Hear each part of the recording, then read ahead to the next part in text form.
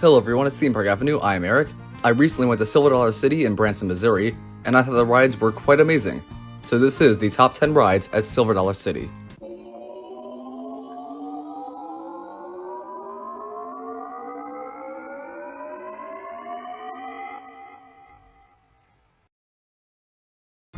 Before we begin, make sure you subscribe to the channel so you know when new theme park content comes out.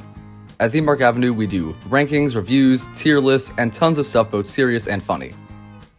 Now, one thing that I must point out, this is based on my opinions, preferences, and experiences.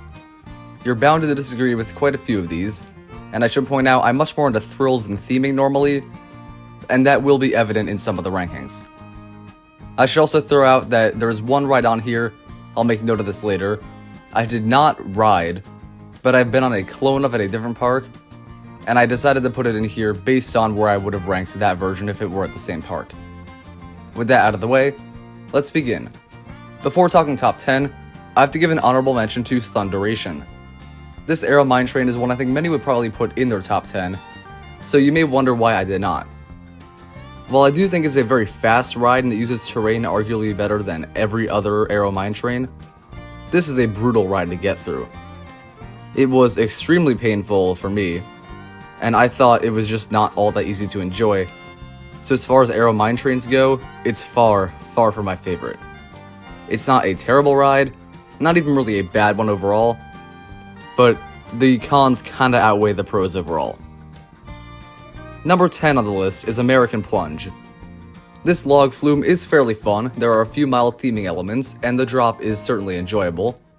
The biggest thing holding this one back is the fact that you go through a tunnel for most of it, and it's pretty much just unthemed. A few lights, maybe you hear some sounds, but not a whole lot going on. This kind of log flume isn't always my favorite. I do prefer different types of water rides personally, and I wish this one just had a little more to it throughout most of the ride. But the highlights are certainly fun, and it is a good log flume overall. Number 9 is the Flooded Mine. This is a very, very fun shooting dark ride, mainly for its elaborate sets. It's kind of a water ride, and I like the way they do the prison theme, and the animatronics, while not necessarily the newest or most impressive, are certainly fun to watch. The story is hard to follow, but it's very chaotic and enjoyable, and I like the water effects that happen at the very end.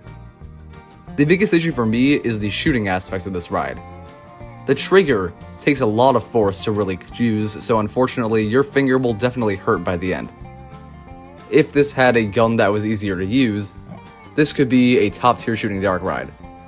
That said, I still love the theming of this one, and the elaborate sets, and the fun albeit claustrophobic queue that they set up. Number 8 is Fire in the Hole. I hear things about renovations happening on this ride, I don't know much about that, but I think it is a very enjoyable one. I hear some say it's bumpy, but I did not find it bumpy. And I just enjoy the way this one works. You have drops that are somewhat halted, but some very large set pieces that are quite enjoyable and beautiful to look at.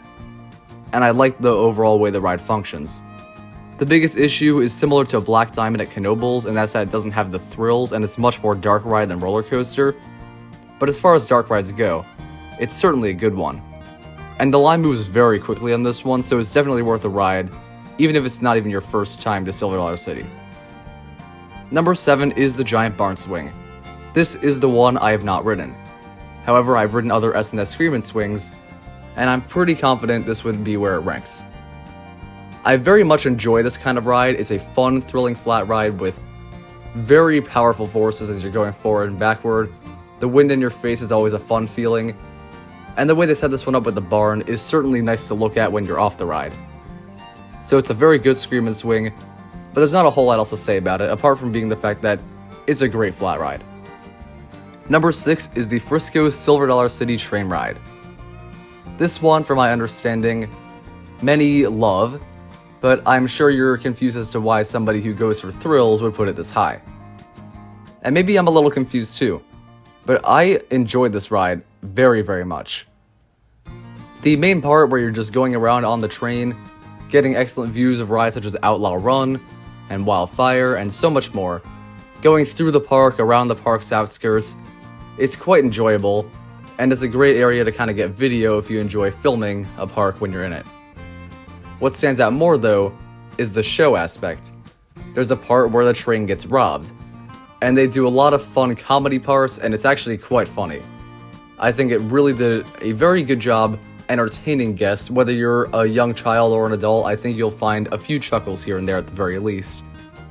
So the mix of just being an enjoyable show and a fun train ride that integrates itself into the park's theme incredibly well. This is absolutely a must ride if you go to Silver Dollar City. Number 5 is Mystic River Falls. This is among the best water rides out there. In terms of river rapids, the only possible contender for being better is Popeye and Bluto's Bilge-Rat barges at Islands of Adventure. This one gets you just as wet as that one, and that is saying a lot. The rock work on this ride is some of the best I've ever seen. The drop is quite terrifying. It is a long one, it is a fun one, and if you enjoy the kind of rides that get you wet, you will definitely enjoy this one. There are a few surprises. I don't want to throw in too much more information, but it's a mix of being beautiful and thrilling, and it's definitely one of the best water rides out there. Number 4 is Wildfire. This B&M looper, I don't think anyone really talks about, but I think it deserves a little more credit. It is not rough in any way. It's perfectly smooth. I've sat in different rows. It's smooth. Back, front, anyway. And all of the inversions are powerful. It is a relatively short B&M looper, but I still think it feels longer than some of the floorless ones such as Batman the Dark Knight, and its elements are more powerful, and one thing that stands out of course is the setting. Like many roller coasters at this park, the terrain is used immaculately, and the use of terrain on this ride especially elevates the experience to a great degree, making this a fantastic B&M and an absolute must ride at the park. Number 3 is Powder Keg. This is honestly my brother's favorite ride. He talks about it all the time. I liked it more than the others that are above it, and I enjoyed it a lot too. And I think the main reason he enjoys this one is because there is literally nothing to dislike about it. It is glass smooth the whole way through. You have a powerful launch, you have good airtime, you have intense turns, you have a long ride, and you have a fun little theme going through it, and some decent terrain usage as well. My only minor nitpick with the ride is the fact that after the lift hill, there isn't a whole lot that happens. I understand why they had to do that, but it is a little bit anticlimactic. That said, I enjoy this ride very much, and as far as S&S roller coasters goes, it's probably the second best I've been on, not that I've been on a whole lot of those anyway. Number 2 is Time Traveler. This extreme spinning coaster has some of the craziest inversions I've ever experienced. The mix of spinning and having that hang time definitely stands out. The drop out of the station rocks, the launches are fun, terrain usage is once again wonderful, and many have talked about this one before, and I can see why it's number 1 for some. I didn't think it was quite number 1 worthy, but it's definitely a top tier ride at Silver Dollar City, and a great roller coaster overall. Now before talking about number 1, I need to shout out an honorable mention that's not a ride, and that is Marvel Cave. This is a cave, as you may guess from the name, and it is something you can tour in the park for free, go with a guide, see some of the formations. It's an attraction. If I were counting attractions, that would be number 1 on the list. That was my favorite experience in Silver Dollar City. I wanted to shout it out because of how amazing it is, even if it's not a ride. That said, many of you may have guessed, number 1 is Outlaw Run. This RMC is a tough one, because at first I thought, no, Time Traveler is better. But another ride did change my mind. I encourage you to not ride in the back row on this one, as it can be a pretty rough ride. But if you ride in a row and it's not very rough, you'll be treated to one of the most relentless RMC experiences out there. Every element you fly through.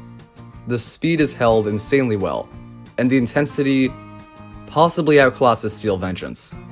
That said, the elements on their own do not, and nor does the smoothness or length, but I'm not trying to compare this to Steel Vengeance. It is just an overall great ride, even if it's not quite at that caliber. The final inversions are quite fun, And there isn't too much else to say about this one apart from the fact that it's a great RMC, a unique RMC, and a sometimes rough RMC.